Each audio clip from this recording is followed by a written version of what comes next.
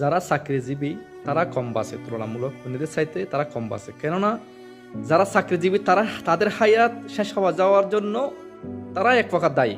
কেননা যারা চাকরি করে তাদের মাস শুরু হতে না হতে তারা হিসাব করে আর কদিন বাকি আছে, আর কদিন বাকি আছে, এভাবে দ্রুত দ্রুত মাস শেষ হয়ে যাক, মাস শেষ হয়ে যাক, এই চিন্তায় তারা মানে মাসের অর্ধেক চলে আসে। যখন মাসের অর্ধেক চলে আসে, অর্ধেক শেষ হয়ে যায়, তখন বলতে আর আর 15 দিন, 12 দিন, 13 দিন, এভাবে গনতে গনতে তারা দ্রুত মাস শেষ হয়ে যাওয়ার জন্য এক প্রকার তারাই দোয়া করে থাকে।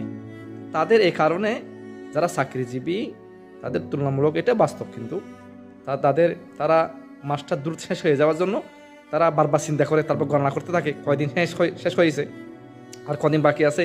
এভাবে গনতে গনতে তারা দ্রুত মাস শেষ হওয়া যাওয়ার মানে চিন্তাটাই বেশি থাকে। এক প্রকার বলতে গেলে তারা দোয়ার মতো হয়ে যায় যে তারা মাসটা দ্রুত শেষ হয়ে যাক, বেতন পাবে, সে বেতন দিয়ে কি করবে। এবং তারপরে এই একটা গেল তাদের কম বাঁচার কারণ। ওখানে আরেকটি কারণ হলো তারা টেনশন, মাস শেষ হয়ে গেল, বেতন পাবো, বেতন দিয়ে পরিবারকে চালাবো, দেশ হোক বিদেশ হোক, তাদেরকে পরিবার জন্য এত টাকা লাগবে, কারেন্টের বিল আছে, গ্যাস বিল আছে, বাচ্চাদের পড়ালেখার খরচ আছে, তারপরে বিভিন্ন অসুখ বিসুখের আছে, কর্জদার থাকলে সে কর্জদার দিয়ে তাদের সে দেনা পরিশোধ করতে হবে। এটা হিসাব করতে করতে মোটামুটি তাদের একটা মানসিক টেনশনে থাকে। এটাই বাস্তব, কিন্তু মানসিক টেনশনে থাকে, যার কারণে দেখা যায় তারা অন্যদের চাইতে চাকরিজীবীরা তারা তুলনামূলক কম বাঁচে। তারা না হয় অতি সহসাত তারা স্ট্রোক করে মারা যায়, না হলে ব্রেন স্ট্রোক হয়ে যায়, না হলে বিভিন্ন রোগে সুগে জর্জরিত হয়ে অকালে মৃত্যু হয়ে যায়, না হলে হঠাৎ মৃত্যু, যেটা বলা হয় আল্লাহর নবী হাদিসে বলা হয়েছে আখিরি জামানায় হঠাৎ মৃত্যু বেড়ে যাবে।